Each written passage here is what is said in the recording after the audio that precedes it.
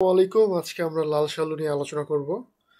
তো লাল তো একটা কালার, তো লাল শালু মানে হচ্ছে লাল রঙের একটা কাপড় বিশেষ।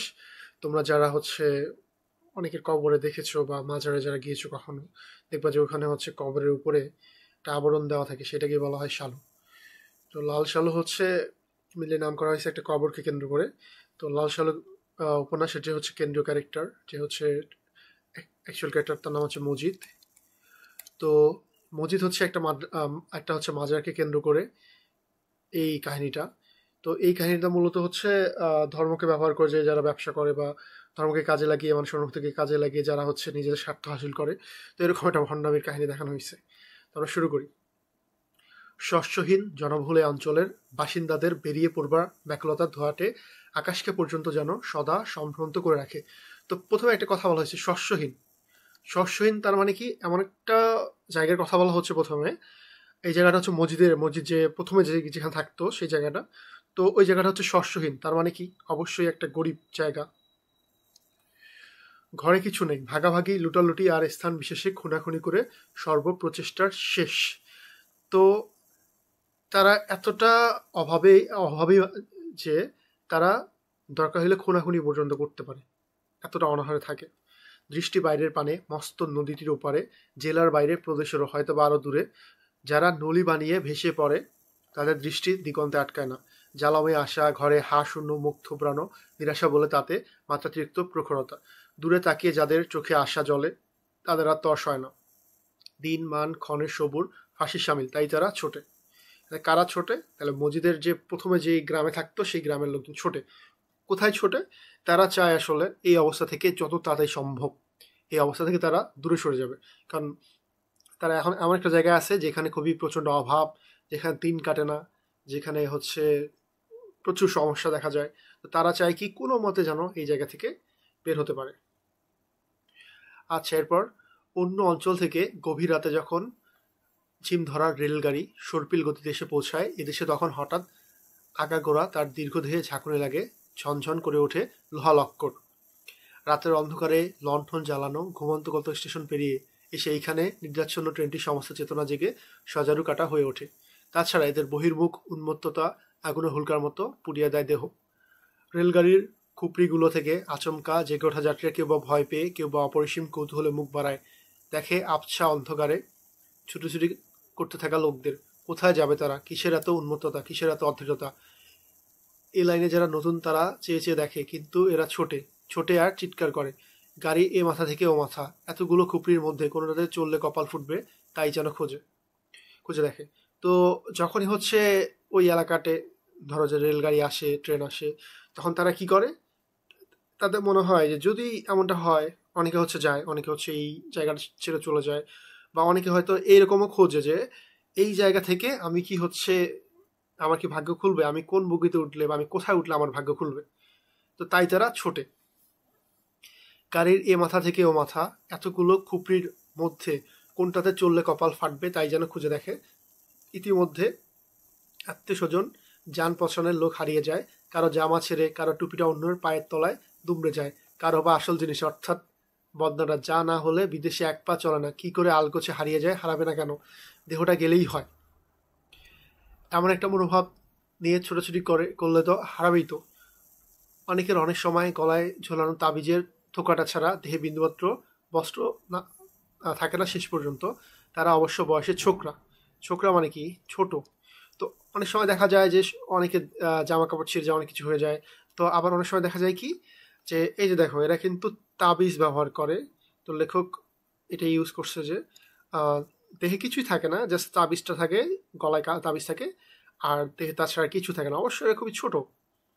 বয়স হলে এরা আর কিছু না হোক শক্ত করে গিরেটা দিতে শিখে। গিরে মানে কি, গ্রামগঞ্জে দেখবে যে তোমরা লুঙ্গি ইউজ করে। তো এই ছোট বাচ্চারা ওটা খুলে ফেলে বারবার, গিরো যদি ঠিক মতো না দিতে পারে। তো এই জন্য বুঝাইছে এটা। অজগরের মতো দীর্ঘ দীর্ঘ রেলগাড়ির কিন্তু ধৈর্যের সীমা নেই। তো আমাদের এখানে কোশ্চেন আসতে পারে যে লাল সালু উপন্যাসে রেলগাড়িকে কিসের সাথে তুলনা করা হয়েছে? এটা অজগর সাপের সাথে তুলনা করা হয়েছে। তার দেহ ঝনঝন করে লোহা লক্করের ঝংকারে, উত্তাপ লাগা দেহ কেঁপে কেঁপে ওঠে, কিন্তু হঠাৎ উঠে ছুটে পালায় না। দেহচ্যুত হয়ে অদূরে অস্পষ্ট আলোয় ইঞ্জিনটা পানি খায় ঠিক মানুষের মতোই, আর অপেক্ষা করে, ধৈর্যের কাঁটা নড়ে না। কেনই বা নড়বে? নিশুতি রাতে যে দেশে এসে পৌঁছেছে সে দেশে এখনো অন্ধকারে ঢাকা থাকলেও সে জানে যে তাতে শস্য নেই, বিরান মাঠ, সরভাঙ্গা পার আর বন্যা ভাসানো ক্ষেত, নদীকে হবেরও জমি কম নেই। তো অ্যাকচুয়ালি এই লাইনগুলো দ্বারা মজিদ যেখানে ছিল সেই জায়গাটার যে অভাব অনটন এই সব কিছুকে বোঝাচ্ছে। সত্যি শস্য নেই, যা আছে তা যৎসামান্য, মানে খুবই কিঞ্চিত, খুবই কম। শস্যের চেয়ে টুপি বেশি, ধর্মের আগাছা বেশি। তো এই এলাকায় গেলে কি দেখা যায় জানো, যে মানুষের খাবার শস্যের থেকে সবার মাথায় মাথায় টুপি বেশি, ধর্মের আগাছা বেশি। ধর্মের মেইন জিনিসগুলো না পালন করে যেগুলো ধর্মের আগাছা বা যেগুলো ইম্পর্টেন্ট না সেগুলো নিয়ে মানুষের মাতামাতি বেশি, এরকম কিছু। ভোরবেলায় এত বক্তব্যে আর্তনা উঠে যে মনে হয় এটা খোদাতালার বিশেষ দেশ। তো ভোরবেলায় গ্রামে একটা ট্রেডিশন আছে যে সবাই হচ্ছে মক্তব পড়তো, এখন যদিও এটা খুবই কমে গেছে। তো অবশ্যই মক্তবে পড়া ভালো একটা বিষয়। তো অবশ্যই যখন আল্লাহর কালাম পড়া হয় তো অবশ্যই মনে হবে সেটা কি খোদাতালার বিশেষ দেশ। নাইনটা ছেলেও আমশিপাড়া পড়ে। আমশিপাড়া মানে হচ্ছে আমপাড়া, যেটাকে আমরা বলি। গলা ফাটিয়ে মৌলবীর বয়স গলাকে ডুবিয়ে সমস্যারে চেঁচিয়ে ওঠে, কোফ উঠতে না উঠতেই কোরআন হেফজ করা সারা। তো দেখা যায় কি যে যিনি মৌলবী, মানে যিনি হচ্ছে টিচার, কোরআন টিচ করে, তো উনার থেকেও তার স্টুডেন্টগুলো বেশি জোরে জোরে চিল্লায় পড়ে। আবার দেখা যায় কি যে গোফ না উঠতে উঠতে দেখা যায় যে অনেকে কোরআন হেফজ করা শেষ। সঙ্গে সঙ্গে মুখেও কেমন একটা ভাব জাগে, হাফেজ তারা, বেহেশতে তাদের স্থান নির্দিষ্ট। তো অবশ্যই হাফেজদের ভ্যালু অনেক বেশি। তো তাদেরও একটা ভাব জাগে যে হ্যাঁ আমরা তো হাফেজ হয়ে গেছি, আমাদের জান্নাতে একটা স্থান নির্দিষ্ট। কিন্তু দেশটা কেমন মরার দেশ, শস্য শূন্য, শস্য যা বা হয় তা জনবহুলতার তুলনায় যত সামান্য। কিন্তু দেশটাকে কেমন যেন মরার দেশ মনে হয়, এত কিছু হচ্ছে, এত মানুষ হাফেজ হচ্ছে, এত কোরআনের বাণী ছড়িয়ে পড়তেছে, তারপরও দেশটাকে মনে হয় মরার দেশ। শস্য যা হয় তা খুবই কম, সেই হচ্ছে মুশকিল। এবং তাই খোদার পথে ঘনিষ্ঠ হয়ে আসার চেতনায় যেমন একটা বিশিষ্ট ভাব ফুটে ওঠে, তেমনি না খেতে পেয়ে চোখে আবার কেমন একটা ভাব জাগে। তো আল্লাহর কাজ করছে, আল্লাহর কালাম তো পড়ছে, বাট তারপরও যখন পেটে ক্ষুধা লাগে তখন দেখা যায় যে কেমন একটা ভাব জাগে, শীর্ণ দেহ নরম হয়ে ওঠে, আর স্বাভাবিক সরু গলা কেরাতের সময় মধু ছড়ালো, এদিকে দীনতায় আর অসহায়তার ক্ষীণতর হয়ে ওঠে। তাতে দিনকে দিন ব্যথা বেদনা আঁকিবুকি কাটে। শীর্ণ চিবুকের আশেপাশে যে কটা ফিকে দাড়ি অসংযত দুর্বল্যে ঝুলে থাকে তাতে মহাত্ম ফোটাতে চায়, কিন্তু ক্ষুধার্ত চোখের তলে চামড়াটে দেয়ালে দৃঢ়তা ঘোচে না। কেউ কেউ আরও আশা নিয়ে আলিয়া মাদ্রাসায় পড়ে, বিদেশে গিয়ে পোকায় খাওয়া মস্ত মস্ত কেতাব খতম করে। তো কেউ কেউ কী করে যে আলিয়া মাদ্রাসায় পড়ে যে হ্যাঁ কোরআন হেফজ হইলো, এবার আমরা একটু আলিয়া মাদ্রাসায় পড়ে যদি বেটার কিছু করতে পারি। আবার কেউ কেউ আছে বিদেশে যায়, বাইরের দেশে যায়, মস্ত মস্ত কেতাব খতম করে, মানে বড় বড় বইগুলো পড়ে ফেলে। কিন্তু কেতাবে যে বিদ্যে লেখা তা কোনো এক বিগত যুগে চড়াই পড়ে আটকে গেছে। চড়া কেটে সে বিদ্যাকে এত যুগ অতিক্রম করিয়ে বর্তমান স্রোতের সঙ্গে মিশে দেবে এমন লোক আবার নেই। তো দেখা যায় কি যে আহ, কিতাবগুলো কিন্তু প্রাচীন যুগের কথা। তো কবির লেখকের মতে আর কি যে ওই যা লেখা হয়েছে তা অলরেডি পাস্ট, তা অলরেডি চলে গেছে। তো এই বর্তমান যুগের সাথে সেগুলো গতানুগতিক হয় না। তো এই আর কি বুঝাইলো। অতএব কেতাবগুলোর বিচিত্র অক্ষরগুলো দুরাস্ত কোনো এক অতীতকালে অরণ্যে আর্তনাদ করে। তবু আশা, কত আশা, ক্ষুধাতালার উপর প্রগাঢ় ভরসা। দিন যায় অন্য এক রঙিন কল্পনায়, কিন্তু ক্ষুধার্থ চোখ বহির্ভাবাপন্ন ব্যক্তি সুখ উদাসীন দুনিয়ার পানে চেয়ে চেয়ে আরো ক্ষয়ে আসে। খোদার এলেমে বুক ভরে না, তলায় পেট শূন্য বলে। আচ্ছা, এই যে এই লাইনটা দেখো, খোদার এলেমে বুক ভরে না, তলায় পেট শূন্য বলে। তো এইটা দিয়ে মাঝে মধ্যে দেখা যায় যে অনুধাবনমূলক কোশ্চেন চলে আসে। তো এটার মানে কি, খোদার এলেমে বুক ভরে না। তো দেখো, তো ওই এলাকার সবারই কিন্তু মোটামুটি আল্লাহ তাল্লাহর এলেম বা জ্ঞান ছিল, কিন্তু সেইটা দ্বারা তারা সন্তুষ্ট না। তার কারণ কি, তারা অভাবী, তারা খেতে পারে না ঠিক মতো, ঠিক আছে। তো তলায় পেট শূন্য বলে, তো তাদের পেটে খাবার যায় না, কিন্তু মাথায় থেকে বিদ্যা যাচ্ছে, খুবই জ্ঞানী, বাট দুইটা সমন্বয় না করতে পারলে আসলে তো লাভ নেই আলটিমেটলি, তাই না? তো এটাই বুঝাইছে যে খোদার এলেমে বুক ভরে না, তলায় পেট শূন্য বলে। মসজিদের বাঁধানো পুকুর পাড়ে চৌকোন পাথরের খণ্ডটার উপর বসে শীতল পানিতে অজু বানায়, টুপিটা খুলে তার গহ্বরে ফু দিয়ে ঠান্ডা করে আবার পরে, কিন্তু শান্তি পায় না। মন থেকে থেকে খাবি খায়। দিগন্তে ঝলসানো রোদের পানে চেয়ে চোখ পুড়ে যায়। তাই এরা দেশ ত্যাগ করে সদল বদলে বেরিয়ে ছড়িয়ে পড়ে। নলি বানিয়ে জাহাজের খালাসি হয়ে ভেসে যায়, কারখানার শ্রমিক হয়। তাহলে এরা হচ্ছে কি করে, যে থাকবোই না, এই এলাকা ছেড়ে দিব। দেশ বলতে আর কি ওই অঞ্চলটাই বুঝাইছে, ওই অঞ্চল ছেড়ে যায়। কেউ কেউ কি হয়, কেউ হচ্ছে কারখানার শ্রমিক হয়, কেউ হচ্ছে বাসাবাড়ি চাকর হয়ে যায়, কেউ হচ্ছে দফতরির এনকিনি, কেউ হচ্ছে ছাপাখানার মেশিন ম্যান, কেউ টেনারিতে চামড়ার লোক, কেউ মসজিদে ইমাম হয়, কেউ হয় মুয়াজ্জিন। মুয়াজ্জিন মানে কে, যিনি হচ্ছে আজান দেন। দেশময় কত সহস্র মসজিদ, কিন্তু শহরের মসজিদ, শহরতলে মসজিদ, এমনকি গ্রামে গ্রামে মসজিদগুলো পর্যন্ত আগে থেকে দখল হয়ে আছে। তো বলতেছে অ্যাকচুয়ালি দেখা যায় যে অনেকে হচ্ছে মসজিদে যায় ইমামতি করতে, মুয়াজ্জিন করতে, কিন্তু দেখা যায় কি দেশে অনেক মসজিদ কিন্তু অলরেডি মসজিদের তুলনায় চাকরি প্রার্থী অনেক বেশি। তো যেই কারণে দেখা যায় কি সেগুলো দখল হয়ে আছে। শেষে কেউ কেউ দূর দূরান্তে চলে যায়, হয়তো বাহে মুলুকে, নয়তো মনিদের দেশে, দূর দূর গ্রামে। যে গ্রামে পৌঁছতে হলে কত চড়া পড়া শুষ্ক নদী পেরোতে হয়, মোষের গাড়িতে খড়ের গাদায় ঘুমোতে হয় কত রাত, কারো পাহাড়ের দুর্গম অঞ্চলে কে কবে বাঁশের মসজিদ করেছিল সেখানেও। এক সরকারি কর্মচারী সেখানে হয়তো একদিন পায়ে বুট এঁটে শিকারে যান। তো এখন চলে যাচ্ছে আমাদের মেইন গল্পের দিকে। তো একদিন কি হয়, সেই গ্রামে একটা সরকারি কর্মচারী শিকার করতে যান। বাইরে বিদেশি পোশাক, মুখমণ্ডলও মসৃণ, কিন্তু আসলে ভেতরে মুসলমান। তো বলছে বাইরে থেকে তাকে দেখে বিদেশি মনে হইলো, ধরো যে স্ট্যান্ডার্ড পোশাক পরছে, তো দেখে মনে হয় যে বিদেশি, বাট আসলে ভেতর থেকে সে মুসলমান। কেবল নতুন খোলস পরা নব্য শিক্ষিত মুসলমান সেই দুর্গম অঞ্চলে মিহি কণ্ঠের আজান শুনে চমকে ওঠে। তো সে গেছে শিকার করতে, তো সেইখানে কি গিয়ে সে আজানের ধ্বনি শুনতে পায়। সঙ্গে সঙ্গে তার শিকারে আসাটাও কিছু দমে যায়। পরে মৌলবীর সঙ্গে সাক্ষাৎ হয়। তো এই যে মৌলবী আজান দিচ্ছিল সে হচ্ছে আমাদের মজিদ সাহেব। তো আমি তোমাকে বলি তাহলে বিষয়টা, যে একদিন হচ্ছে শিকার করতে যায়, ঠিক আছে, মসজিদের অঞ্চলে গ্রামে শিকার করতে যায়। তো ওখানে গিয়ে সে মসজিদের আজান শুনতে পায়। আজান শুনে সে মুগ্ধ হয়ে যায়। তো বলা যে আমি তাইলে মসজিদে যে আজান দিচ্ছে তার সাথে কথা বলবো। তো তার সাথে সাক্ষাৎ হয়। আত্মীয় স্বজন ছেড়ে বনবাসের দিন কাটানোর ফলে লোকটার চোখে মুখে নিঃসঙ্গতার বর্ণশূন্যতা। আপনার দৌলতখানা? শিকারী বলে। আপনার নাম শুনে মৌলবীর চোখ উজ্জ্বলে ওঠে। তাছাড়া মুহূর্তে খোদার দুনিয়া চোখের সামনে আলোকিত হয়ে ওঠে। তারা দুজনে কথা বলতেছে যে আপনার বাসা কোথায়, আপনার নাম কি।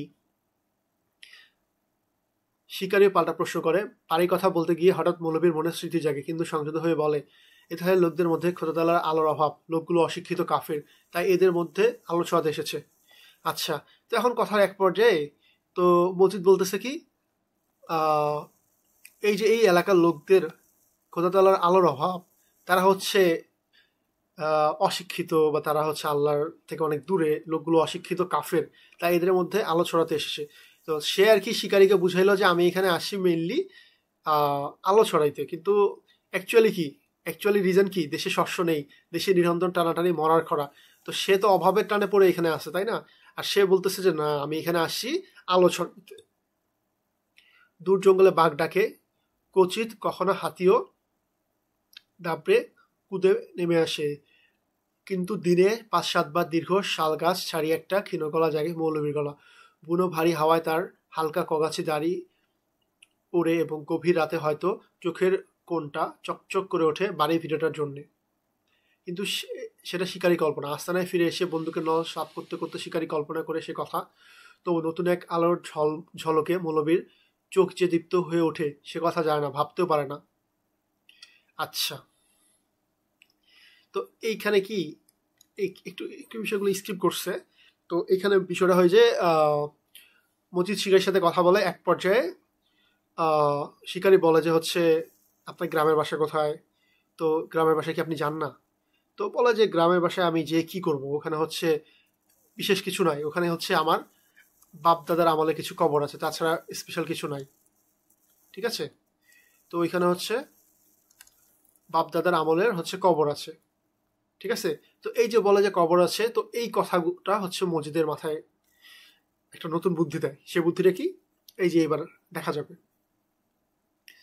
একদিন শ্রাবণের শেষে নিরাগ পড়েছে, হাওয়া শূন্য স্তব্ধতায় মাঠ প্রান্তর আর বিস্তৃত ধানক্ষেত নিথর, কোথাও একটু কম্পনে, আকাশে মেঘ নেই, তামাটে নীলাভ রং দিগন্ত পর্যন্ত স্থির হয়ে আছে। এমন দিলে লোকেরা ধান খেতে নৌকা নিয়ে বেরোয়, ডিঙিতে দুজন করে, সঙ্গে কোচ জুতি, নিস্পন্দ ধান খেতে প্রগাঢ় নিঃশব্দতা। কোথাও একটা কাক আর্তনাদ করলে উঠলে মনে হয় আকাশটা বুঝি চটের মতো চিরে গেল। অতি সন্তর্পণে ধানের ফাঁকে ফাঁকে তারা নৌকা চালায়, ঢেউ হয় না, শব্দ হয় না। গলুই এ মূর্তির মতো দাঁড়িয়ে থাকে একজন, চোখে ধারালো দৃষ্টি, ধানের ফাঁকে ফাঁকে সাপের সুরপিল সূক্ষ্ম গতিতে সে দৃষ্টি এঁকে বেঁকে চলে। বিস্তৃত ধান খেতে এক প্রান্তে তাহের কাদের আছে, তাহের দাঁড়িয়ে সামনে, চোখে তার তেমনি শিকারীর সুচাগ্র একাগ্রতা, পেছনে তেমনি মূর্তির মতো বসে কাদের ভাইয়ের ইশারা অপেক্ষায় থাকে। দাঁড় বাইছে, কিন্তু এমন কৌশল যে মনে হয় পানি নয় তুলো। তো এই যে আমাদের ফার্স্টে দুইটা নাম বলা হইলো, একটা হচ্ছে তাহের, একটা হচ্ছে কাদের। তো এরা কি করে, এরা হচ্ছে নৌকা চালায়, শিকার করতে বের হয়। তো খুবই ধীরে ধীরে এমনভাবে এরা নৌকা চালায় যে মনে হয় পানি নয়, যেমন তুলোর উপর দিয়ে চলতেছে। হঠাৎ তাহের ঈষৎ কেঁপে উঠে, মুহূর্তে শক্ত হয়ে যায়। সামনে পানে চেয়ে থেকেই পেছনে আঙ্গুল দিয়ে ইশারা করে, সামনে বায়ে। একটু বায়ে কটা শীষ নড়ছে, নিরাক পরা বিস্তৃত ধান খেতে কেমন স্পষ্ট দেখায় সে নরম। আরো বায়ে, সাবধান আসতে। তারা আঙ্গুল অদ্ভুত ক্ষিপ্রতায় এসবই নির্দেশ দেয়। ততক্ষণে সে পাশ থেকে আলগোছে কোচটা তুলে নিয়েছে, নিতে একটু শব্দ হয়নি, হয়নি তার প্রমাণ। ধানের শীষ এখনো ওখানে নড়ছে। তারপর কয়েকটা নিঃশ্বাস রুদ্ধ করা মুহূর্ত, দূরে যে কটা নৌকা ধান ক্ষেতের ফাঁকে ফাঁকে এমনি নিঃশব্দে ভাসছিল, সেগুলো থেমে যায়। লোকেরা স্থির দৃষ্টিতে তাকিয়ে থাকে ধনুকের মতো টান হয়ে ওঠা তাহেরে কালো দেহটির পানে। তো এই যে তাহেরের কালো দেহ, এটাকে কিসের সাথে তুলনা করা হয়েছে? ধনুকের সাথে। তারপর দেখে হঠাৎ বিদ্যুতের চমকের মতো সেই কালো দেহের ঊর্ধ্বাংশ কেঁপে ওঠে, শীত তীরের মতো বেরিয়ে গেল একটা কোচ, শাহঝাক। একটু পরে একটা বৃহৎ রুই হা করে ভেসে ওঠে, আবার নৌকা চলে ধীরে ধীরে সন্তর্পণে। এক সময় ঘুরতে ঘুরতে তাহেরের নৌকা মতিগঞ্জের শর্তের কাছে এসে পড়ে।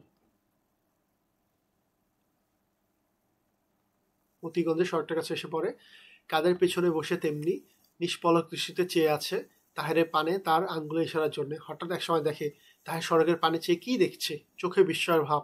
সেও সেদিকে তাকায়, দেখে মতিগঞ্জের সড়কের উপরে একটি অপরিচিত লোক আকাশের পানে হাত তুলে মোনাজাতের ভঙ্গিতে দাঁড়িয়ে আছে, শীর্ণ মুখে, কগাছি দাড়ি, চোখ নিভৃত।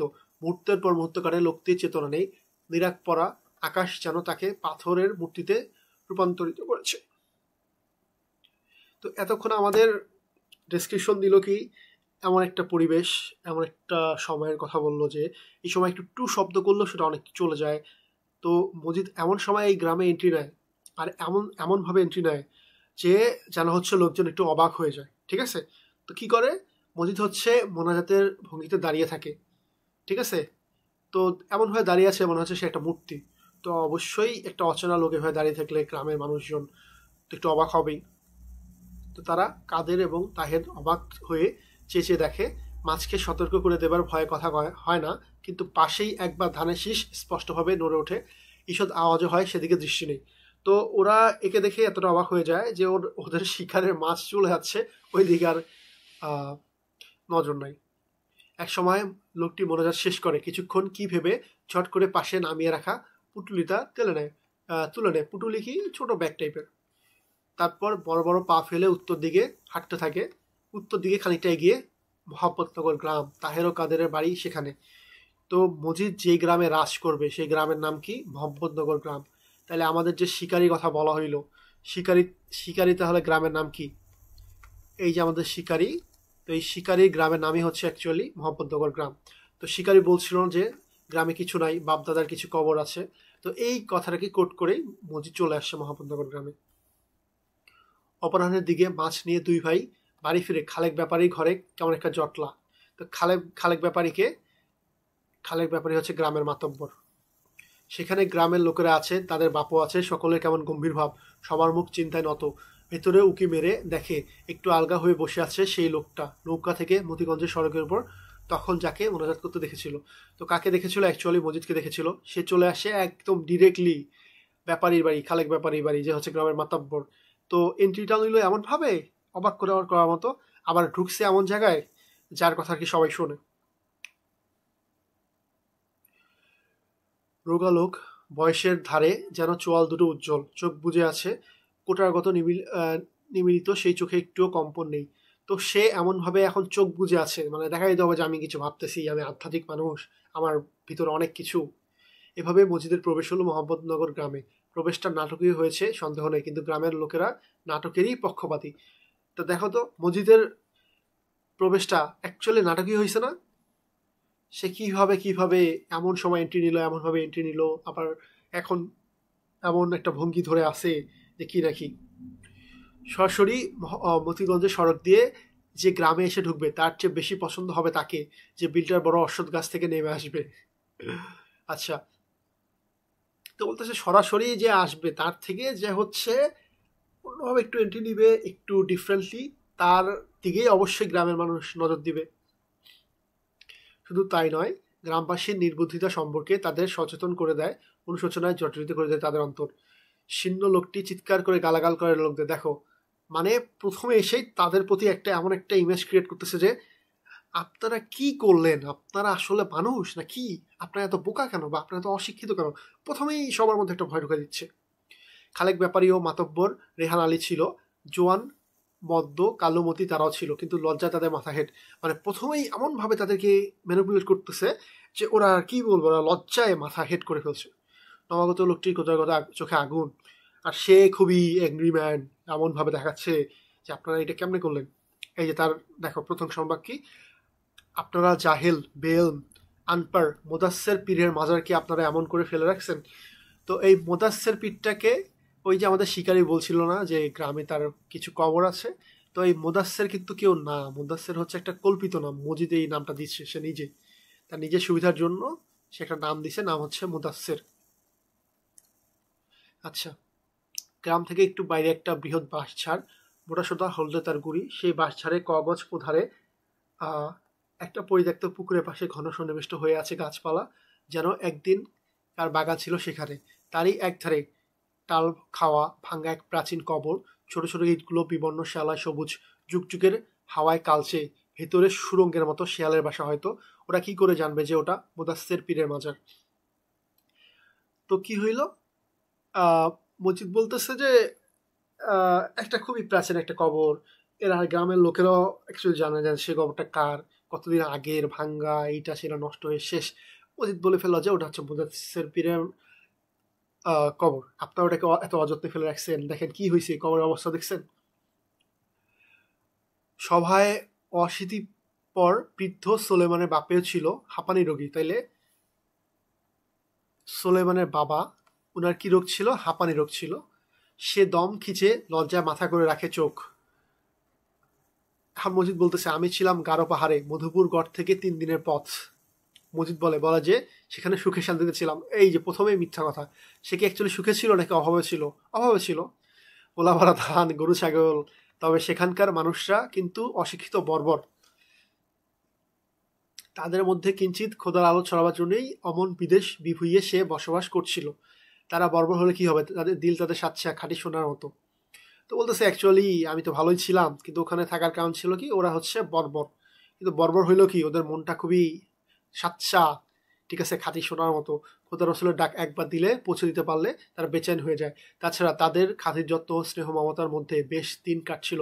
কিন্তু সে একদিন স্বপ্ন দেখে, সে স্বপ্নে তাকে নিয়ে এসেছে এত দূরে, মধুপুর গড় থেকে 3 দিনের পথ সে দুর্গম অঞ্চলে মজিদ যে বাড়ি গড়ে তুলেছিল তার নিমিষের মধ্যে ভেঙে ছুটে চলে এসেছে। তো এই যে দেখো, সে কি আসলে স্বপ্ন দেখে এখানে আসছে? স্বপ্ন দেখে তো আসে নাই, সে হচ্ছে শিকারী কথায় আসে, বাট খুব একটা মিথ্যা কথা বলে দিল যে আমি স্বপ্ন দেখলাম। যে কি দেখলো স্বপ্নে? লোকেরা ইতিমধ্যে বারবার এই কথা শুনেছে, আবার উৎকণ্ঠ হয়ে ওঠে। ও বলছে কিন্তু বারবার এই কথা বলছে, হ্যাঁ আমি স্বপ্নে দেখলাম, আবার হারিয়ে যায় স্বপ্নের মধ্যে। কি দেখলো স্বপ্নে? উনি একদিন স্বপ্নে রাখি বললেন, এই যে বললো dot dot dot dot dot, তার মানে কি হয়ে গেল? মানে স্বপ্নে বলছে যে আমার কবর এখানে, আমার কবর অযত্নে আছে, এই গ্রামের লোকেরা আমাকে বুঝতেছে না, জানে না ওরা, তুমি আসো আমাকে উদ্ধার করো। কিন্তু আসছে কি, আসছে তার সুবিধার জন্য, অযথা একটা মিথ্যা কাহিনী বললো, একটা মোদাসের পীর বানায় ফেললো। বলতে বলতে মজিদের কটরাগত ক্ষুদ্র চোখ দুটো পানিতে ছাপিয়ে ওঠে, তো একটু ইমোশনাল করে দেয় সবাইকে, আল্লাহ এত বড় একটা আল্লাহর অলি, আর তোমরা হচ্ছে এইভাবে রেখে দিছো। গ্রামের লোকগুলো ইদানিং অবস্থাপন্ন হয়ে উঠেছে, জোত জমি করেছে, বাড়ি ঘর করে, গরু ছাগল আর মেয়ে মানুষ পুষে চড়াই উতরাই ভাব ছেড়ে ধীরস্থির হয়ে উঠেছে, মুখে চিকনাই হয়েছে, কিন্তু খোদার দিকে তাদের নজর কম। এখানে ধান খেতে হাওয়া গান তুলে বটে, কিন্তু মুসল্লিদের গলা আকাশে ভাসে না। গ্রামের প্রান্তে সেই জঙ্গলের মধ্যে কবরের পাশে দাঁড়িয়ে বুকে ঝোলানো তামার দাঁত খিলাল দিয়ে দাঁতের গহ্বর খোঁজতে খোঁজতে মজিদ সেই দিন সে কথা স্পষ্ট বুঝেছিল। সঙ্গে সঙ্গে এই কথাও বুঝেছিল যে দুনিয়ার সচ্ছলভাবে দুবেলা খেয়ে বাঁচবার জন্য যে খেলা খেলতে যাচ্ছে সে খেলা কিন্তু সাংঘাতিক, আসলেই কিন্তু সাংঘাতিক। সে যেই খেলা খেলতে যাচ্ছে, সেই মানুষকে ধর্ম বিশেষকে পুঁজি করে সে চলবে, সে এলাকায় আধিপত্য বিস্তার করবে, কিন্তু সেই খেলা কিন্তু আসলেই সাংঘাতিক। মনে সন্দেহ ছিল, ভয়ও ছিল, সে কিন্তু প্রচুর ভয় পাচ্ছিল, বাট সে প্রকাশ করতে দিচ্ছে না। সে অনেক ওদেরকে ডমিনেট করে রাখতেছে। কিন্তু জমায়েতের আধো বদন চেহারা দেখে পরিষ্কার হয়ে গেছিল তার অন্তর। হাঁপানি রোগাগ্রস্ত ও অশীতিপর বৃদ্ধের চোখের পানে চেয়েও তাতে লজ্জা ছাড়া কিছু দেখেনি। তো এমন হয় কথাগুলো বললো, এমনভাবে তাদের লজ্জা দিল যে সুলেমানের বাবা পর্যন্ত লজ্জা পাইছে। তো এই যে কবরে যে জঙ্গল ছিল সেটা সাফ হয়ে গেল। ইট সুরকি দিয়ে সেই প্রাচীন কবর সদ্যমৃত কোনো মানুষের কবরের মতো নতুন দেহ ধারণ করলো। তো পরিষ্কার টরিষ্কার করে গাছ টাছ কেটে এমন মনে হইলো যে একটা নতুন কবর, এই রিসেন্টলি মারা গেছে। ঝালোওয়ালা শালু দ্বারা আবৃত হলো মাছের পিঠের মতো সে কবর। এই যে আমাদের শালু মানে কি, শালু মানে হচ্ছে লাল কাপড় বিশেষ। তো এই শালু থেকে আমাদের লাল শালু আসছে, গল্পটার নাম আসছে। তো মাছের পিঠের মতো সে কবর, মাছের পিঠের মতো কবরটাকে তুলনা করা হয়েছে মাছের পিঠের সাথে, একদম নিস্তব্ধ, রহস্যময় কিছু একটা। আগরবাতি গন্ধ ছোঁয়াতে লাগলো, মোমবাতি জ্বলতে লাগলো রাত দিন। কারণ কবরটাকে ফ্রেশ ট্রেশ করে ওখানে আগরবাতি মোমবাতি এসব দেওয়া শুরু হইলো। গাছপালা ঢাকা স্থানটি আগে স্যাঁতস্যাঁতে ছিল, এখন রোদ পরে খটখটে হয়ে উঠলো। হাওয়ারও ভ্যাবসা গন্ধ খড়ের মতো শুষ্ক হয়ে উঠলো। এতদিন কি ছিল, পরিত্যক্ত, কেউ যাইতো না, ইউজ হইতো না। এখন মসজিদ এসে এমন শুরু করলো যে একদম মনে হচ্ছে জাস্ট ভিজিটিং প্লেস এরকম মনে হচ্ছে। এই গ্রাম থেকে সেই গ্রাম, এই যে লোকেরা আসতে লাগলো, তাদের মর্মন্তুদ কান্না, অশ্রুসজল কৃতজ্ঞতা, আশার কথা, ব্যর্থতার কথা, শালুতে আবৃত মাছের পিঠের মতো অজ্ঞাত ব্যক্তির সেই কবরের কোলে ব্যক্ত হতে লাগলো দিনের পর দিন। তার সঙ্গে পয়সা, ঘষা পয়সা, সিকি দুয়ানি আধুলি, সাচ্চা টাকা, নকল টাকা ছড়াছড়ি যেতে লাগলো। তাহলে এখানে কিন্তু তারা আসলে তাদের মেইনলি তাদের দুঃখ প্রকাশ করতে আসছে। তো এখানে টাকা দিচ্ছে যেন তাদের মানবতা পূরণ হয়। তো এইটা কিরকম ভণ্ডামি, ভণ্ডের সাথে ভণ্ডামি, নকল টাকা দিয়ে দিয়ে আসছে। ক্রমে ক্রমে মসজিদের ঘর বাড়ি উঠলো, বাহির ঘর, অন্তর ঘর, গোয়াল ঘর, আওলা ঘর, জমি হলো, গৃহস্থালী হলো। নিরাত পড়া শ্রাবণে সেই হাওয়া শূন্য স্তব্ধ দিনে তার জীবনের যে নতুন অধ্যায় শুরু হয়েছিল, মাছের পিঠের মতো শালু কাপড়ে আবৃত নশ্বর জীবনের প্রত্যেকটির পাশে সে জীবন পদে পদে এগিয়ে চলল, হয়তো সামনের দিকে, হয়তো কোথাও নয়। সে কথা ভেবে দেখবার লোক সে নয়। গত দিনে মগরা মগরা ধান আসে তার ঘরে, তাই যথেষ্ট। ইভেন তার ঘরে ধানও আসা শুরু করলো। তার কিছুই কিনতে হচ্ছে না। সে এতটা অভাবে ছিল, খাওয়া দাওয়ার এত অভাব, এখন সে ওভার হয়ে যাচ্ছে। টাকা পয়সা, ধান, এইটা সেটা, ছাগল দেয় কেউ কেউ, কেউ কেউ মুরগি দেয়, সব কিছু। তথাকথিত মাজারের পানে চেয়ে কচিত কখনো সে যে ভাবিত না হয় তা নয়, কিন্তু তারও যে বাঁচবার অধিকার আছে সেই কথাটা সে সাময়িক চিন্তার মধ্যে প্রধান হয়ে ওঠে। তাছাড়া গাঢ় পাহাড়ের শ্রমক্লান্ত হাড় বের করা দিনের কথা স্মরণ হলে সে শিউরে ওঠে। তো সে মাঝে মধ্যে আবার ভয়ও পায়, আবার মাঝে মধ্যে ভাবে যে আমি যেই পরিবেশে ছিলাম, তো ওই পরিবেশে তো আর ফিরে যাওয়া পসিবল না, আমার জন্য এটাই ভালো। ভাবে খোদার বান্দা, সে নির্বোধ ও জীবনের জন্য অন্ধ, তার ভুলভ্রান্তি তিনি মাফ করে দেবেন, তার করুণা অপার, সীমাহীন। আচ্ছা, এরপর কি হইল? এরপর একদিন মজিদ বিয়েও করে। তো মজিদ কিন্তু অ্যাকচুয়ালি দুইটা বিয়ে করে। তো প্রথম বিয়ে হচ্ছে রহিমার সাথে হয়, আর দ্বিতীয় বিয়ে হয় হচ্ছে জমিলার সাথে। তার নাম রহিমা। সত্যি সে লম্বা চড়া মানুষ, হাড় চওড়া, মাংসল দেহ। শীঘ্র দেখা গেল তার শক্তিও কম নয়। বড় বড় হাড়ি সে অনায়াসে এক স্থান থেকে অন্য স্থানে তুলে নিয়ে যায়। গোয়ার ধামরা গাইকেও স্বচ্ছন্দে গোয়াল থেকে টেনে বের করে নিয়ে আসে। হাটে যখন মাটিতে আওয়াজ হয়, কথা কয় যখন মাঠ থেকে শোনা যায় গলা। তো রহিমা কিন্তু ভালোই বাড়ি কাজ কাম করে, কিন্তু সে যখন হাঁটে তখন মাটিতে আওয়াজ হয়, আবার যখন কথা বলে অনেক দূর পর্যন্ত তার গলা শোনা যায়। তবে তার শক্তি, তার চওড়া দেহ, বাইরে খোলস মাত্র, আসলে সে ঠান্ডা ভীতু মানুষ। তো বাইরে থেকে যেমনই হোক, ভিতর থেকে সে ঠান্ডা ভীতু মানুষ। 10 কাঠায় রা নেই, রক্তে রাগ নেই, মসজিদের প্রতি সে সম্মান, শ্রদ্ধা ও ভয়। শীর্ণ মানুষটির পেছনে মাছের পিঠের মতো মাজারটির বৃহৎ ছায়া দেখে। ও যখন উঠানে হাঁটে তখন মজিদ তার চেয়ে চেয়ে দেখে। তারপর মধুর হেসে আস্তে মাথা নেড়ে বলে, অমন করে হাঁটতে নাই। থমকে গিয়ে রহিমা তার দিকে তাকায়। মজিদ বলে, অমন করে হাঁটতে নাই বিবি, মাটিয়ে গোস্সা করে। গোস্সা মানে কি? রাগ করে। এ মাটিতে তো একদিন ফিরে যাইবা। থেমে আবার বলে, মাটিরে কষ্ট দেওয়ান গুনাহ। তা মজিদ কি এখন সে রহিমাকে দেখে যে এই করে, মানে হাঁটতেছে এইভাবে জোরে জোরে হাঁটতেছে, তো বলতেছে এমন করে হাঁটতেছো একদিন তো মাটিতেই ফিরে চাপা। তো মাটিতে কষ্ট দিতে হয় না, মাটিকে কষ্ট দিলে গুনাহ হয়। এ কথা আগেও শুনেছে রহিমা। মুরব্বীরা বলেছে, বাড়ি আত্মীয়রা বলেছে। মজিদের কথার বাইরে শালু কাপড়ে আবৃত মাজাটির কথা স্মরণ হয়। মজিদ নীরবে চেয়ে চেয়ে দেখে, চোখে রহিমার ভয়। তো অ্যাকচুয়ালি কি দেখা যায়, যে রহিমার চোখে ভয়, অনেক ভয় দেখা যায়। আচ্ছা, মধুরভাবে হেসে আবার বলে, অমন করে কখনো হাঁটিও না, কবরে আজাব হইবে। বলতেছে মাটিকে কষ্ট দিয়ে হাঁটলে কিন্তু কবরে আজাব হবে। শক্তিমত্তা নারীর উজ্জ্বল পরিষ্কার চোখে ঘনায়মান ভয়ের ছায়া দেখে মজিদ খুশি হয়। আচ্ছা, মজিদ কিন্তু যেইটাকে পুঁজি করে সে চলতেছিল তার মধ্যে প্রধান কি ছিল? ভয়। মানুষের ভয়কে পুঁজি করেই কিন্তু তার শক্তি। এই জন্য রহিমা ভয় পেয়ে গেল, এতে সে খুশি হইল।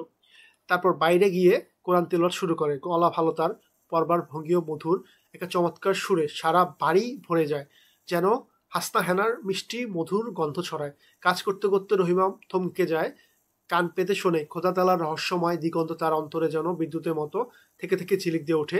একটি অব্যক্ত ভীতিও ঘনিয়ে আসে মনে। সে খোদাকে ভয় পায়, মাজারকে ভয় পায়, স্বামী মজিদকে ভয় পায়। তো আল্লাহকে তো ভয় পাই, এরপর হচ্ছে সে মাজারকেও ভয় পায়, আবার সে মজিদকেও ভয় পায়। গ্রামের লোকেরা যেন রহিমারই অন্য সংস্করণ। তো এই কথাটা এই পড়ে, গ্রামের লোকেরা রহিমার অন্য সংস্করণ বলতে কি বোঝাইছে, যে রহিমা যেমন মজিদকে ভয় পায়, মাজারকে ভয় পায়, মাজারের মধ্যে একটা শক্তি আছে এটা বিশ্বাস করে, মসজিদের ভক্তি করে। ঠিক আছে, এই দেখো, ওই যে হাঁটা যে হচ্ছে গুনাহ বা হাঁটতে যে হয় না এইভাবে, এটা কিন্তু অলরেডি তার অনেকেই বলেছে, কিন্তু যখন মজিদ বলছে তখন সেটা সে আমলে নেয়, সেটা সে ইম্পর্টেন্স দিয়ে দেখে। তো গ্রামের লোকেরাও সেরকম। অন্যরা কি বলতেছে বলুক, কোনো কথার সেই ভ্যালু সেরকম না থাকলেও মসজিদের কথা অনেক ভ্যালু।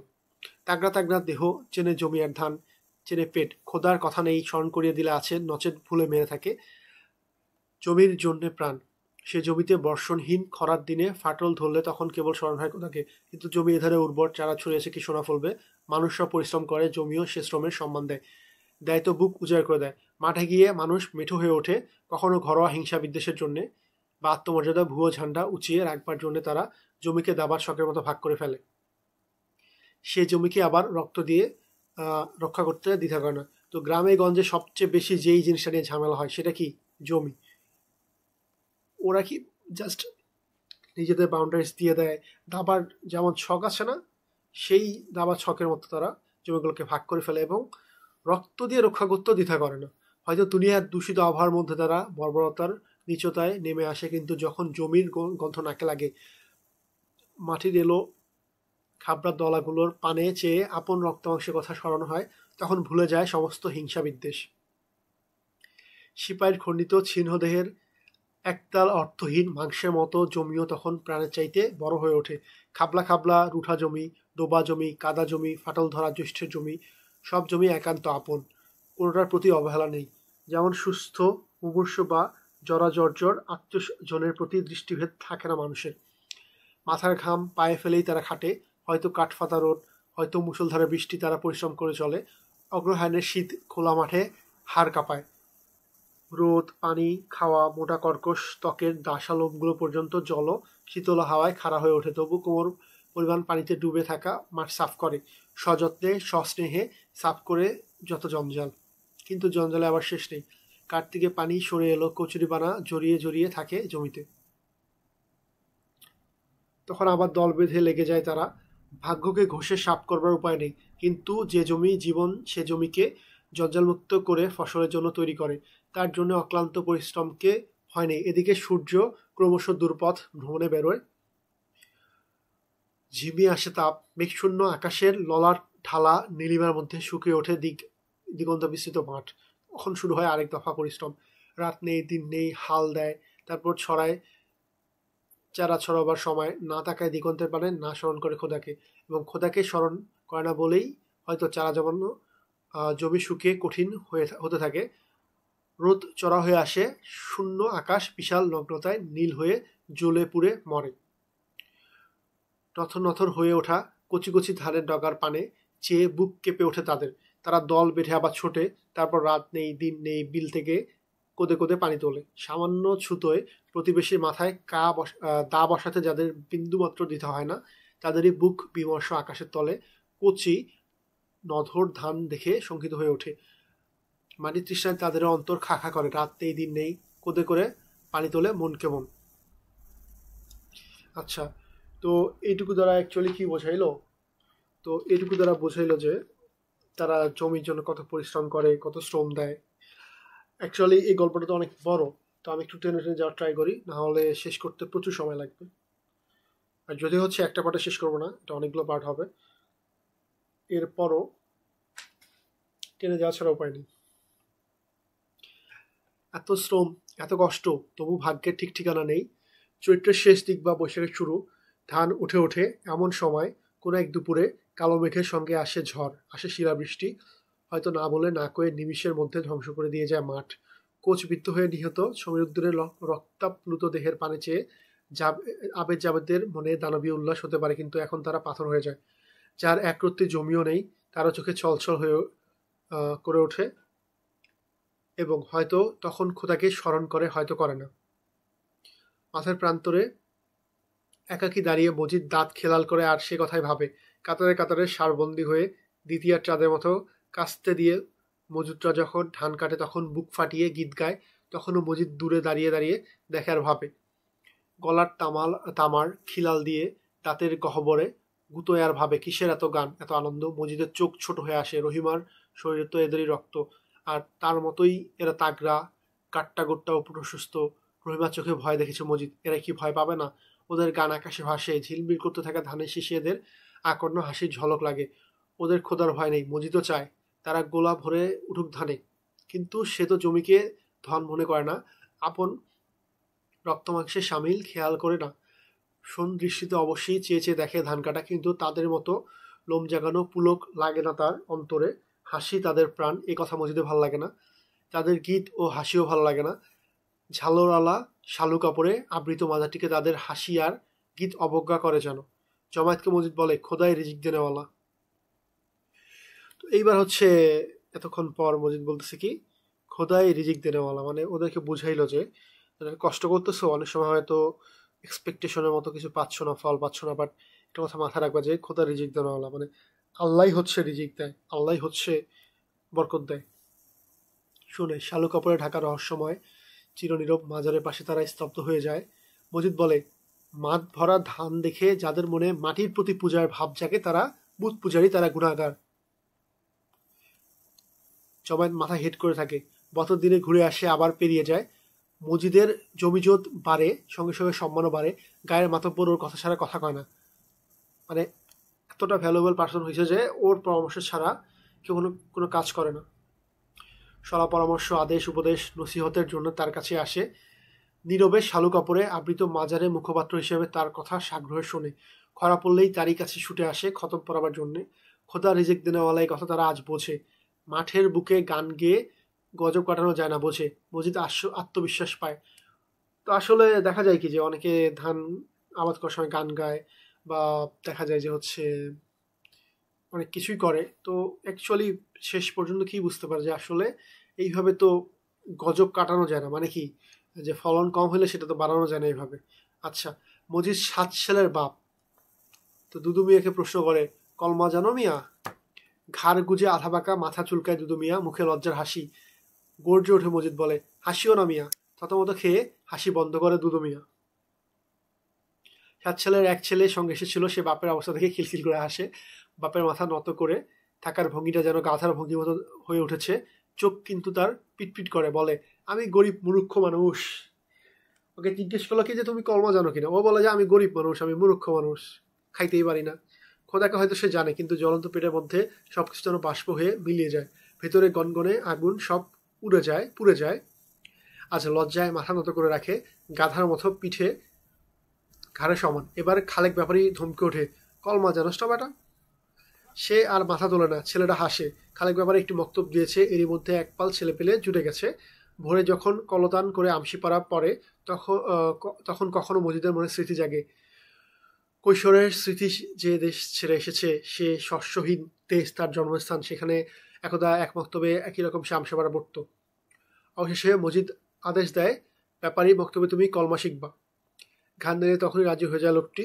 শেষে মুখ তুলে বোকার মতো বলে, গরিব মানুষ, খাইবার পাই না। ওকে বলতেছে যে তুমি কলমা শিখবা, বক্তব্যে যাবা, আর ও বলতেছে কি আমি গরিব মানুষ, আমি তো খাইতেই পাই না। লোকটির মাথায় যেন ছিট। জট্টদত্ত কারণে অকারণে না খেতে পাওয়ার কথাটা শোনা অভ্যাস তার। তো গ্রামে গঞ্জে কিছু কিছু মানুষ দেখবে যে সবার কাছেই খালি একই কথা, অভাব, খেতে পারি না, এই সেই। আমি কাউকে ছোট করার জন্য বলতেছি, আমি নর্মালাইজ করতেছি যে এই টাইপের কিছু মানুষ আছে। তো এই দুদু মিয়া হচ্ছে ওই টাইপের একজন মানুষ। শুনিয়ে হয়তো মানুষের সমবেদনা আকর্ষণ করার চেষ্টা করে, কিন্তু লোকে খেতে পায় না। পায় বা পায় না, এতে সমবেদনার কি আছে? প্রশ্ন থাকলে তো সমবেদনা থাকবে। ও কি করে অমন গাধার মতো ঘাড় পিঠ সমান করতে পারে, সে কথা কেউ জিজ্ঞেস করে না। দৃশ্যটি অবশ্য উপভোগ করে। মজিদের পক্ষ থেকে খালেক ব্যাপারে থমকে বলে, হইছে ভাগ। সে রাতে দোয়া দুরুদ সেরে মাজারের ঘর থেকে বেরিয়ে এসে বা পাশের খোলা মাঠের দিকে তাকিয়ে মজিদ কতক্ষণ চুপচাপ দাঁড়িয়ে থাকে। দিগন্ত বিস্তৃত হয়ে সে মাঠ দূরে আবছাভাবে মিলিয়ে গেছে। সেখান থেকে তারা রাজ্যে ওধারে গ্রাম নিস্তব্ধ। দু একটা পাড়ায় কেবল কুত্তা ঘেউ ঘেউ করে। নীরবতার মধ্যে হঠাৎ মজিদ একটা শক্তি বোধ করে অন্তরে। মোহাম্মদনগর গ্রামে সে শক্তির শিকড় গেড়েছে, আর সে শক্তি শাখা প্রশাখা মেলে সারা গ্রামকে আচ্ছন্ন করে লোকদের জীবনকে জড়িয়ে ধরেছে সবলভাবে। প্রতিশালী খালেক ব্যাপারী আছে বটে, কিন্তু তার শক্তিতে আর মজিদের শক্তিতে প্রভেদ আছে। আজ এই লোকেদেরই খালেক ব্যাপারী চাবুক পারুক, প্রতিপত্তির ভয়ে তারা মুখে রানা করলে অন্তরে ঘনিয়ে উঠবে দেশ প্রতিহিংসার আগুন। আচ্ছা, তো সে আর কি ভাবতেছে যে আমি আর খালেক ব্যাপারী, আমাদের মধ্যে ডিফারেন্সটা আসলে কি? আচ্ছা, খালেক ব্যাপারী যদি আজকে গ্রামে কাউকে চাবুক মারে কি হবে? হয়তো তার ওখানে জোর আছে, কেউ কিছু বলতে পারবে না, বাট মুখে না বললেও তাদের মধ্যে কিন্তু একটা প্রতিহিংসা আগুন থাকবে। বাট মজিদ যদি কিছু বলে, সেইটা কিন্তু তারা প্রতিবাদ করবে না, কারণ তার শক্তির উৎস কি? তার শক্তির উৎস কিন্তু মজিদ না। তারা মনে করে যে মজিদের কথাটা সে মাজার থেকে আসে। ঠিক আছে, এই শক্তি আসে কই থেকে? শালু কাপড়ে আবৃত মাজার থেকে। এই হচ্ছে বিষয়। মজিদের সে শক্তি প্রতিফলিত হয় রহিমার উপর। মেয়ে মানুষেরা তা আসে তার কাছে। এই গ্রামেরই মেয়ে রহিমা। ছোটবেলায় নাকে নোলক পরে হলদে শাড়ি পেঁচিয়ে পরে ছোটাছুটি করতো। সবার মনে সে ছবি স্পষ্ট। প্রথম বিয়ের সময় তারা তাকে দেখেছে। তার মানে রহিমা কি? রহিমা ছিল বিধবা, আগে একটা বিয়ে হয়েছে অলরেডি। স্বামী মৃত্যুর পরও তাকে দেখেছে, কিন্তু ওরাই আজ একে চেনে না। তো বলতেছে, রহিমা তো গ্রামেরই মেয়ে, আমরা ছোট থেকে তাকে দেখতেছি, প্রথম বিয়ের পরও দেখছি, মৃত্যুর পরও দেখছি, বাট এখন তো সে পুরাই চেঞ্জ। কথা কয় অন্যভাবে, গলা নরম করে সুপারিশের জন্য ধরে, খিড়কির দরজা দিয়ে আসে তারা, এসে সন্তর্পণে কথা কয়, কাঁদলেও চেপে চেপে কাঁদে। বাইরে মাজার যেমন রহস্যময়, তাদের কাছে মজিদও তেমনি রহস্যময়। মজিদ ধরাছোঁয়ার বাইরে, যোগসূত্র হচ্ছে রহিমা। তো দেখা যায় কি যে মহিলারা কথা বলতে চাচ্ছে বা দরকার একটা প্রয়োজন, তো ডিরেক্টলি তো আর মজিদের সাথে কথা বলতে পারবে না। তো কথা বলবে কার থ্রুতে? কথা বলবে রহিমার থ্রুতে। রহিমা শুনে তাদের কথা, কখনো হৃদয়ে গলে আসে অপরের দুঃখের কথা শুনে, কখনো ছলছল করে ওঠে চোখ। গভীর রাতে কখনো মাজারের ধারে গিয়ে দাঁড়িয়ে নিমেষ চোখে তাকিয়ে থাকে মাছের পিঠের মতো স্তব্ধ বিচিত্র সে মাজারের পানে। মাথায় কপাল পর্যন্ত ঘোমটা টানা, দেহ নিশ্চল। তাকিয়ে থাকতে থাকতে ঘোট লাগে, চোখ অবশ হয়ে আসে। মহাশক্তির কাছে পাছে কোনো বেয়াদবি করে বসে, সে ভয়ে বুক কেঁপে ওঠে কখনো। তো কি হয় যে মাজারে গেলে তার কাছে মনে হয় যে আমি কোনো বেয়াদবি করলাম না তো, বা কি থেকে কি আমার একটা হয়তো ভুল হয়ে যাচ্ছে, এরকম একটা নার্ভাসনেস কাজ করে। তবু মুহূর্তের পর মুহূর্ত মূর্তির মতো দাঁড়িয়ে থাকে, ভাবে কোন মারুফ ওখানে ঘুমিয়ে আছেন। ও খালি ভাবতেছে, হায় আল্লাহ, এর ভিতরে যে কে আছে, কোন একজন স্পেশাল মানুষ, কোন একজন আল্লাহর ওলি আছে, যার রুহু এখনো মানুষের দুঃখ যাতনায় কাঁদে, তাদের মঙ্গলের জন্য আকুল হয়ে থাকে সদা সর্বদা। কখনো কখনো অতি সংকোপনে রহিমা একটা আর্টি জানায়, বলে তার সন্তান নেই, আচ্ছা, তো সবাই তো রহিমের কাছে আসে তাদের দাবি দাওয়া নিয়ে। তো রহিমা মাঝে মধ্যে বলে যে তার সন্তান নাই, সন্তান শূন্য, কোলটা খা খা করে। তিনি যেন তাকে একটা সন্তান দেন। কার কাছে চায়? তিনি মানে হচ্ছে কি ওই মাজারের কাছে চায় যে একটা আমাকে সন্তান দিও। আজি জানায় চোখের আকুলতায়, এদিকে ঠোঁট পর্যন্ত কাঁপে না। মানে সে একদম অতি গোপনে কথা বলে, চোখের ইশারায়। অতি গোপন মনের কথা শিশু সরলতায় শালু কাপড়ে ঢাকা রহস্যময় মাজারের পানে চেয়ে বলে, না হয় লজ্জা, না হয় দ্বিধা। একদিন হঠাৎ এই সময় দমকা হাওয়া ছোটে, জঙ্গলের যে কটা গাছ আজও অকর্তিত অবস্থায় বিরাজমান তাতে আচমকা গঙ্গানি ধরে। হাওয়া এসে এখানে শালু কাপড়ের প্রান্ত নাড়ে। কেঁপে ওঠা মোমবাতির আলোয় ঝলমল করে ওঠে রূপালী ঝালর। রহিমাও কেঁপে ওঠে। কি একটা মহাভয় তার রক্ত শীতল করে দেয়। মনে হয় কে যেন কথা কইবে। আকাশের মহা তমসার বুক থেকে বিচিত্র এক কণ্ঠ সহসা জেগে উঠবে, আবার স্থির হয়ে যায়। মোমবাতির শিখাও নিষ্কম্প, স্থির হয়ে ওঠে। উপরে আকাশ ভরা তারা তেমনি নীরব। কোনদিন রহিমা সারা মানবজাতির জন্য দোয়া করে, ওপারা শুনুর বাপ মরণ রোগ যন্ত্রণা পাচ্ছে। তাইলে কে মরণ রোগ যন্ত্রণা পাচ্ছে? ওই যে ওই পাড়ার শুনুর বাপ। তাকে শান্তি দাও। খেতারি মা পক্ষাঘাতে কষ্ট পাচ্ছে, তার উপর করুণা করো, রহমত করো। 4 গ্রামে পরে বড় নদী। কদিন আগে সে নদীতে ঝড়ের মুখে ডুবে মারা গেছে কটি লোক। তাদের কথা স্মরণ করে বলে, ঘরে স্ত্রী পুত্র রেখে নৌকা নিয়ে যারা নদীতে যায় তাদের উপর যেন তোমার রহমত হয়। কার কাছে চায় এগুলো? মাজারের কাছে চায়। অনেক সময় অদ্ভুত আর্জি নিয়ে মেয়ে লোকেরা আসে রহিমার কাছে। যেমন আসে ধান ভানুনি হাসুনি মা, মানে যে ধান ভাঙায় না, যে ওইখানে ধান ভাঙাতে যে হেল্প করে, সেই ক্যারেক্টার নাম হচ্ছে হাসুনির মা, মানে ওর মেয়ের নাম হচ্ছে হাসুনি। বহুদিন আগে নিরাক পরা এক শ্রাবণের দুপুরে মাছ ধরতে মতিগঞ্জের সড়কের ওপরে যারা প্রথম মজিদকে দেখেছিল, মনে আছে? ওই যে তাহের কাদের যে ছিল, তার বোন হচ্ছে হাসুনি মা। সে এসে বলে, আমার এক আর্জি। আর্জি মানে কি? আমার একটা রিকোয়েস্ট। এমন এক ভঙ্গিতে বলে যে রহিমার হাসি পায়, কিন্তু মনে মনে হাসে, গম্ভীর হয়ে থাকে বাইরে। হাসুনি মা বলে, আমার আর্জি ওনারা কইবেন আমার যেন মৌত হয়। তো রহিমা বলতে বলে কি যে ওনারা কইবেন মানে হচ্ছে মাজারকে বলবেন বা মসজিদকে বলে দিতে বলবেন যে না, আমার যেন মৃত্যু হয়। এবার ঈশ্বর এসে রহিমা বলে, কেন গবিটি, জ্বালা আর সহ্য হয় না বাবু, আল্লাহ যেন আমার সত্তর দুনিয়া থেকে লইয়া যায়। বলছে আল্লাহ যেন আমাকে তাড়াতাড়ি দুনিয়া থেকে নিয়ে চলে যায়। সকৌতুকে রহিমা প্রশ্ন করে, তোমার হাসনে কি হইব তুমি মরলে? তুমি যদি মরে যাও তোমার তোমার মেয়ের কি হবে, তোমার হাসনে কি হবে? সেদিকে তার ভাবনা নেই। আপনা থেকেই যেন উত্তর জোগায় মুখে, তুমি নিবা বুবু। মানে বলতেছে যে রহিমা, তোমারই তো মেয়ে নাই, তুমি না হয় আমার হাসুরিটা নিয়ে নিবা। তোমার হাতে সোপর্দ করে আমি খালা আসো। রহিমা হাসে, হাতে কাঁথার কাজ, মানে কাজ করতেছে, কথা বলতেছে, একই সাথে দুইটা কাজ, আর হাসে। হাসে তার মাথা নত করে কাঁথা সেলাই করে। একদিন হাসুরি মা এসে বলে, আমার এক আর্জি বাবু। আরেকদিন বলতেছে, কও ওনারা কইবেন বুড়া বুড়ি দুই কারে জানি দুনিয়ার ধন লইয়া যায় খোদা তালা। বুড়া বুড়ি বলতে কি? তার বাবা মার কথা বলতেছে। হ্যাঁ, কার বাবা মা? হাসুনির মার বাবা মা, মানে হাসুনির নানা নানির কথা বলতেছে। কৃত্রিম বিস্ময়ে চোখ তুলে চেয়ে রহিমা প্রশ্ন করে, ওইটা আবার কেমন কথা হইল? হ, খাঁটি কথা কইলাম বুবু। দুইটার লাঠালাঠি চুলাচুলি আর ভালো লাগে না। বুড়ো বাপ তার ঠ্যাঙ্গা দীর্ঘ মানুষ, মা ছোটোখাটো কুকরানো, কিন্তু দুজনের মুখে বিষ। ঝগড়া ফ্যাসাদ লেগেই আছে। তবে এক একদিন এমন লাগে যে খুনাখুনি হবার জোগাড়, মানে এমন এমন ভাবে মারামারি করে, কথা তো আছেই, এমন মনে হয় যে খুনাখুনি করে ফেলবে। ঠ্যাঙ্গা লোকটি তেড়ে আসে বারবার, খুন ধরা হাড় কড়কড় করে। বুড়ি ওদিকে নড়ে চড়ে না, এক জায়গায় বসে থেকে মাথা ঝাঁকিয়ে ঝাঁকিয়ে রাজ্যে গালাগাল জুড়ে দেয়। শুনে হাসুনি মায়ের কান লাল হয়ে ওঠে, আর আঁচলে মুখ লুকিয়ে হাসে। তাহের কাদের আর কনিষ্ঠ ভাই রতন, তাহের রতন, আচ্ছা, তাহের কাদের তার ছোট ভাইকে রতন। তাদের বুদ্ধি বিবেচনা থাকলেও তা আবার স্বার্থের ঘরে ঢাকা। সামান্য হলে বাপের জমি আছে, ঘর আছে, লাঙ্গল গরু আছে। তার দিনও ঘড়ি এসেছে, আর বর্ষায় টেকে না সন্ধ্যা। তারা চুপ করে শোনে। অন্ধ ক্রোধে কাঁপতে কাঁপতে বুড়ো বাপ এগিয়ে আসে, ছেলেদের পানে চেয়ে বলে, হুনসোস কথা, হুনসোস? তার বাপ কি বলতেছে, দেখ কি বলে তোর মা, কি বলে, হুনসোস? ছেলেরা সমস্যারে বলে, ঠ্যাঙ্গা বেরি রে ঠ্যাঙ্গা। বলছে ওরা মার, ওরা ধরে মার। সমর্থন পেয়ে বুড়ো চেলা নিয়ে দৌড়ে আসে। তাহের শেষে জমি জোতের মায়া ছেড়ে বাপের হাত ধরে ফেলে, কাদের বোঝায়, থাক কইবার দাও, খোদা তার শাস্তি করব।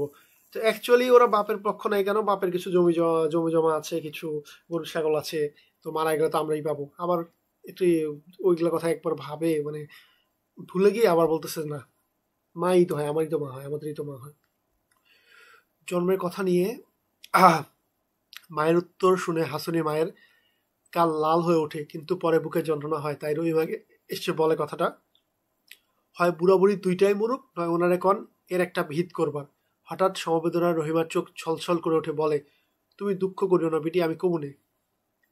মেয়েটাকে তার ভালোই লাগে, দুস্থা মেয়ে, স্বামী মারা যাওয়ার পর থেকে বাপের বাড়িতে আছে। তো এই যে এও কিন্তু হচ্ছে বিধবা, ঠিক আছে, হাসুনি মা হচ্ছে বিধবা। বাড়িতে তিনটে মর্দ ছেলে বসে বসে খায়, এক মুঠোর মতো যে জমি, সে জমিতে ওদের পেট ভরে না, তাই টানাটানি আধপেটা খেয়ে দিন গুজরান। বসে বসে অন্ন ধ্বংস করতে লজ্জা লাগে হাসুনি মায়ের। তো বলতেছে বাসায় তিনটা ছেলে কাজ করে না, এই জমি আছে, এইটাকে এইটাতে খায়, বুড়া বাপ আছে, মা আছে, সবাই মিলে খায়। তো এইভাবে হাসুনি মার লজ্জা লাগে।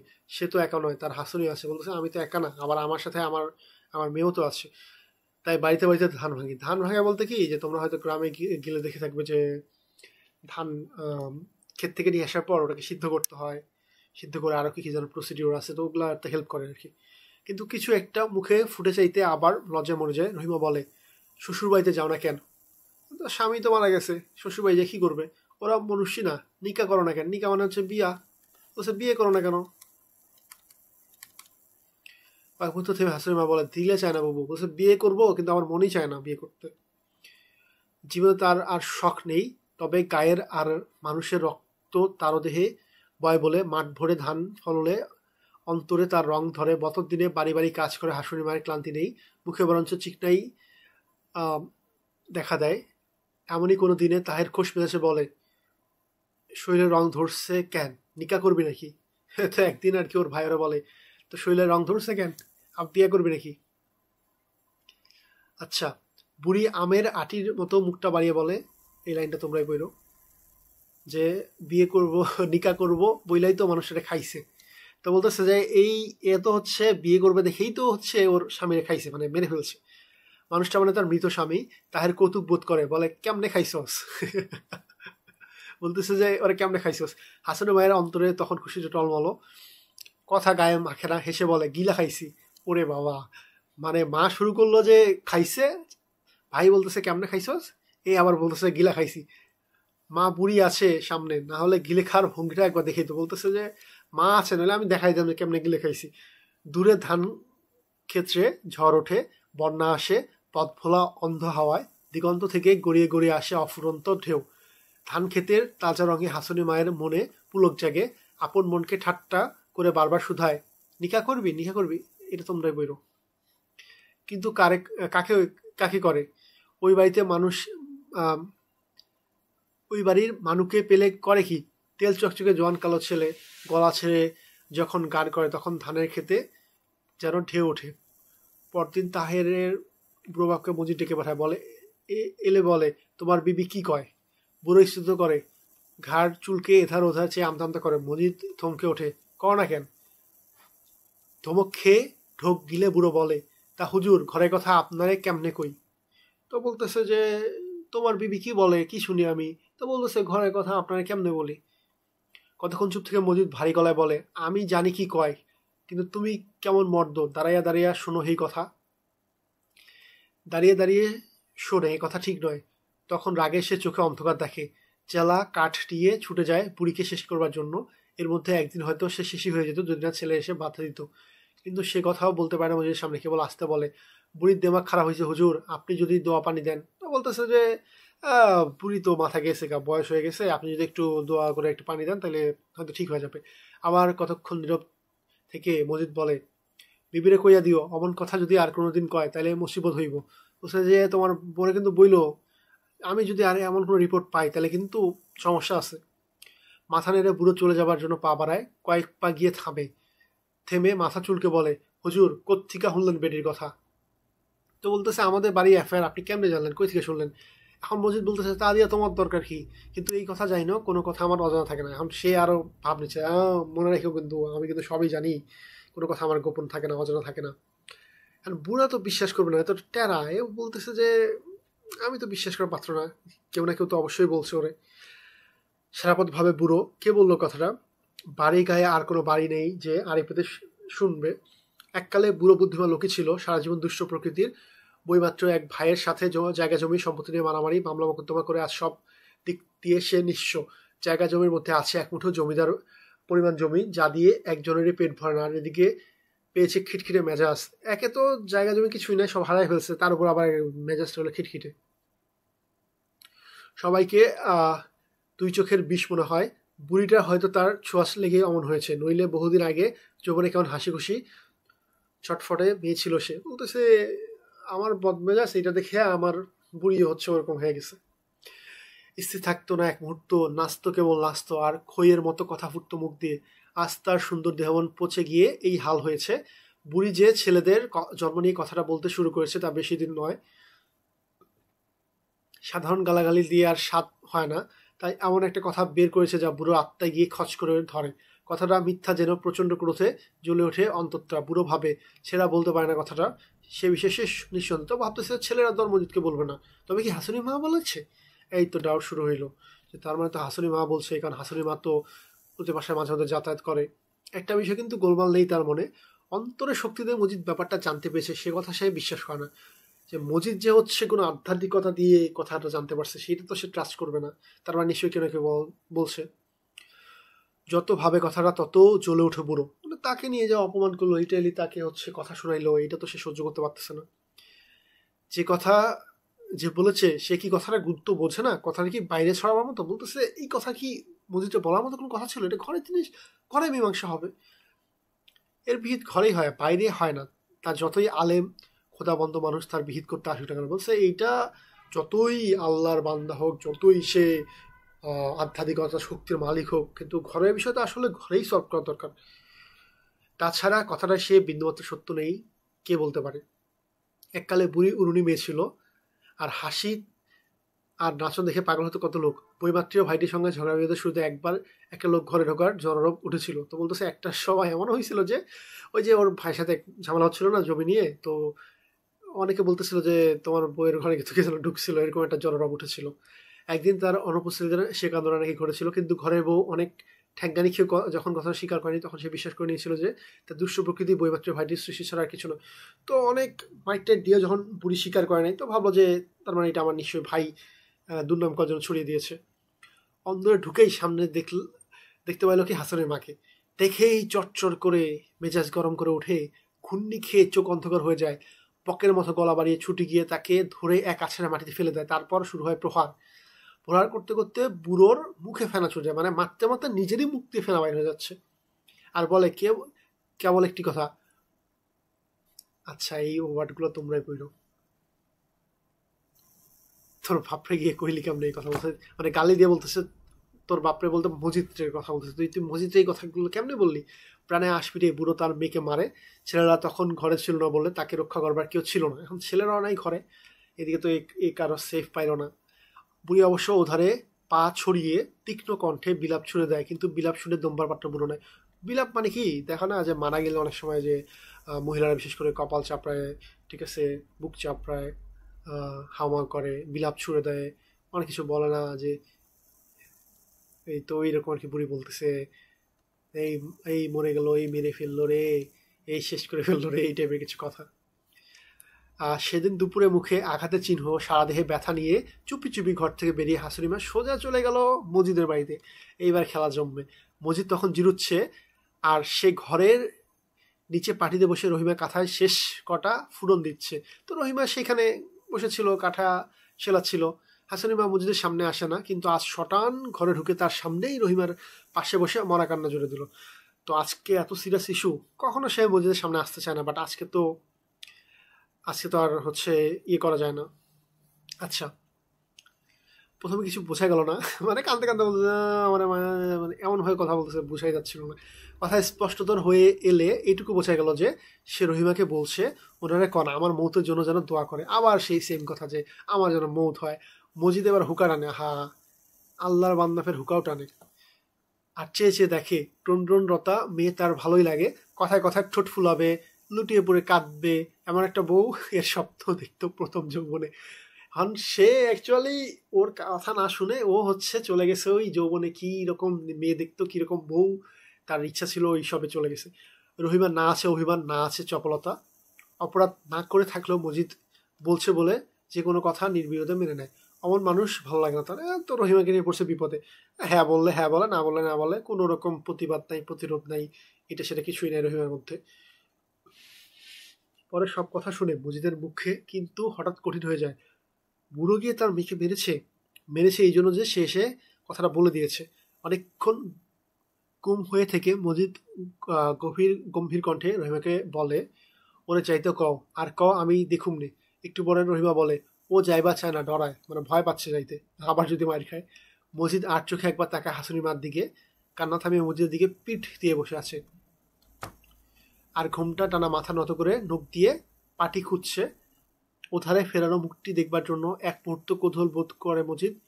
তারপর তেমনি গম্ভীর কণ্ঠে বলে, থাক তাইলে এইখানে। তো এই যে পিঠ ওর দিকে দিয়ে আছে, আবার মুখটা ওই দিকে তাকায় আছে, তো ও চাচ্ছিল যে একটু দেখি ওর মুখটা আমি। তো পরে আবার নিজেকে সংযত করে বললাম, না ও আচ্ছা ও থাকতে যাচ্ছে থাকুক। আচ্ছা আজকে এই পর্যন্তই প্রথম পার্টে। আমরা পরবর্তী পার্টে আরও বেশ কিছু পার্ট আসবে, তো সেখানে হচ্ছে বাকি গল্পগুলো শেষ করব। তো বেসিক্যালি তোমরা যারা আমার ভিডিও দেখছো হচ্ছে এইচএসসির যে প্লে লিস্টটা আছে বাংলা প্রথম পত্রের, সেখানে তোমরা দেখছো যে আমি হচ্ছে কই পরিচিতি, শব্দার্থ, পাঠ পরিচিতি সব কিছুই কভার করছিলাম। তো এই প্লে লিস্টে আমি আমি জানি না কয়টা পর্ব লাগবে, বাট আমি চাচ্ছি যে একদম কম কম করে শেষ করতে। তো এই জন্য হচ্ছে